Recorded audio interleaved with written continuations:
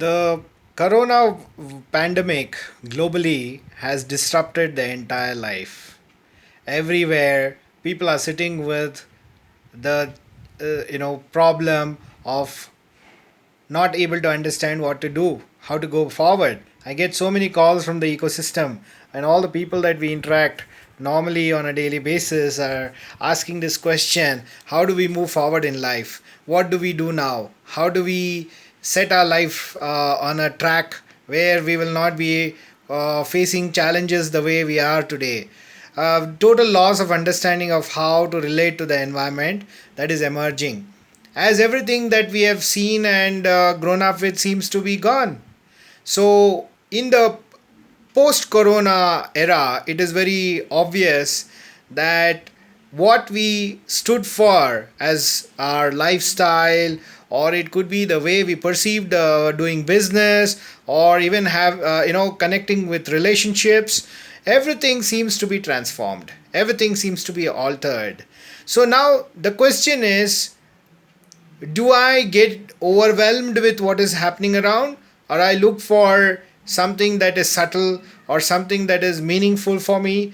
How do I pick up what is relevant to me in all this and salvage and put my life back on track, pick up the thread of life and see how to move on, right? So, with this regard, I would like to just share a story that there was this a village where a lot of fishermen, they set out to sail into the sea, and they were fully hopeful that they would have a good catch that day, because for a long time they hadn't found a good catch. There aren't many fishes being caught in the net, so they were hoping on that particular day, which looked warm and ideally safe and good for them, so they set out. When they were deeply into the sea, they got this message on the radio saying that there is an impending storm coming directly in their direction, so they have to take precaution. Immediately, everyone was worried and concerned, and one of the senior fishermen among them, the group said, "Okay, let's go back to the shore, because that's the only way to survive, and that's the only way which gives us feeling of security. It's not worth getting caught with this storm, because it seems to be a very serious, a dangerous storm, and a very severe one." But while they were going back and turning their boats around, they found one of their team member was instead going way towards the direction of the storm. Out of curiosity, they asked him, "Hey, what are you doing? What are you trying to do? You're doing something very foolish. Why don't you just join us and come back?" He said, "Sorry, I have a job to do. I cannot go back because my people will suffer with hunger, so I need to try." But they said yes, they tried to reason with him, but then they found it meaningless. And then finally they felt that he's on a suicidal mission, and surely this is not the right thing to do. So before something goes wrong, they all turned back, and very disappointed with the entire outcome, they went back towards their home.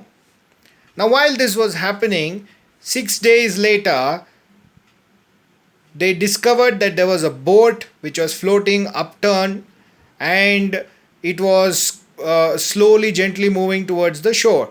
People rushed to the shore, and they were wanting to understand who was this among those people who left. None had yet returned. So they were curious to know who this person is.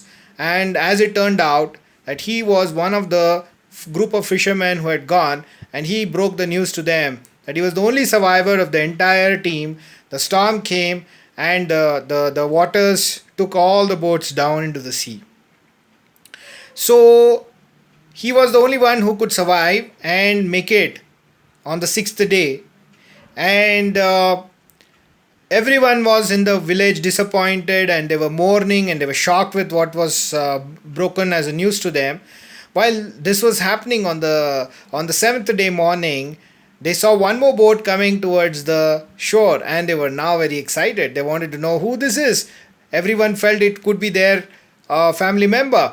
So they went running to the shore, and when they gathered there, they were shocked to see that it was the same gentleman who went towards the storm and said that he would be making his attempt, and he went totally on his own.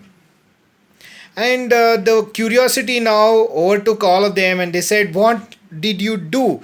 You had no chance of survival because you're the first one who went towards the storm, while others were trying to save themselves, yet they drowned. What was that you did differently?" And they were more stumped when they saw that his boat was full of fishes. He had a terrific good catch.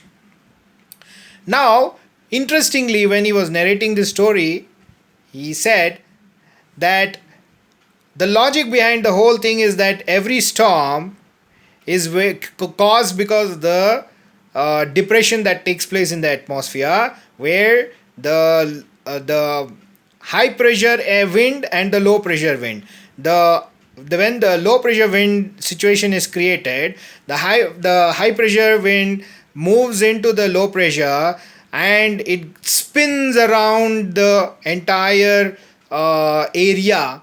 And when it spins, the entire circle that takes place, the periphery of the circle, there is turbulence and chaotic situation. And in that chaos, the storm is at its fiercest presence, and there is a lot of violent scene there, the ocean churning up, and then people with what creates fear in them is seen visible in that periphery.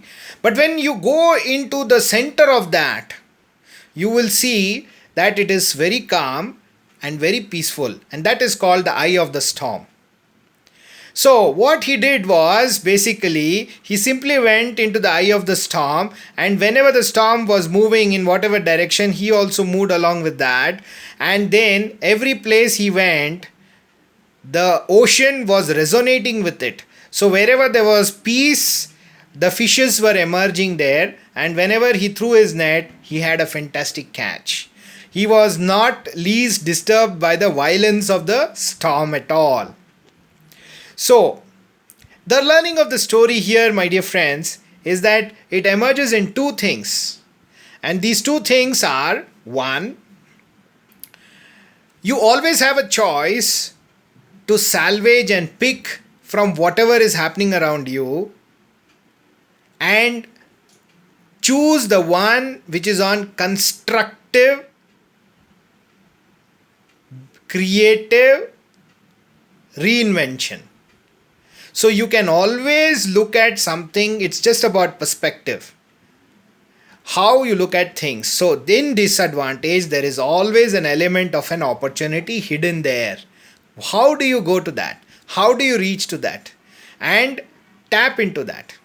Now, this is exactly what he did. Though everyone else saw this as a disadvantage, he saw this as an advantage, and he was able to also harness that opportunity and get a damn good catch. Now, the second part is that a very interesting point. He was in a boat, and that boat did not sink, whereas all other group members' boat sunk. This is a very interesting learning here.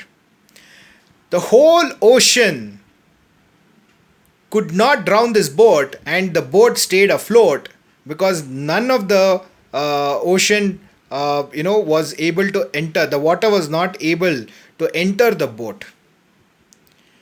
So even if there is an ocean of negativity around you, if you don't allow the negativity to enter your boat of life, your boat will never sink.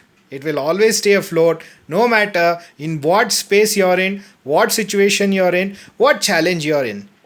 You will always be able to find a way to survive, and you just navigate beautifully with all the turbulence around you, with just your existence in place in the right alignment.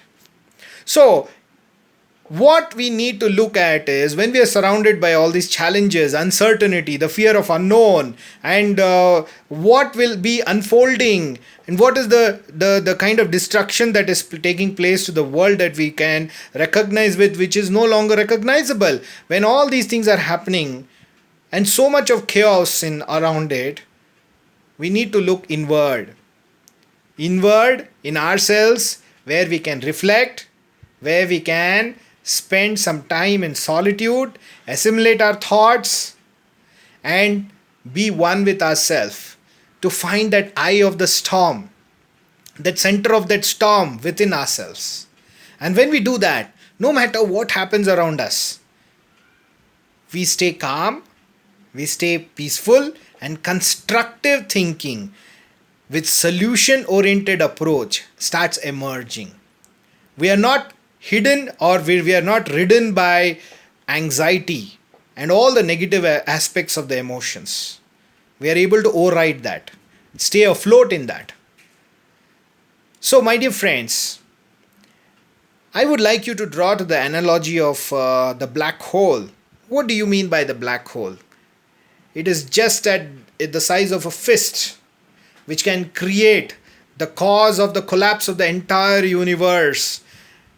The gravitational pull in this black hole is so intense, I'm told that even light cannot pass through that.